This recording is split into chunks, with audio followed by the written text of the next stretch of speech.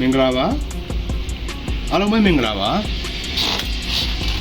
ကျွန်တော်ကိုခိုင်သိမ်းပါဒီနေ့မိတ်ဆွေတို့ကိုပြောကြစကားလေးတစ်ခုရှိပါတယ်ဒါပါလဲဆိုလို့ရှိရင်လူတစ်ယောက်ကကိုယ့်ဘောအကျင့်ရုပ်တာတွေကောက်ချစ်တာတွေရုပ်မာတာတွေဖြစ်လာခဲ့လို့ရှိရင်ပြန်မတုံ့ပြန်ပါနဲ့ပြုံးပြုံးလေးပဲနေလိုက်ပါဒါကိုယ့်ဘက်ကလက်သားချင်းတွေတခုပဲ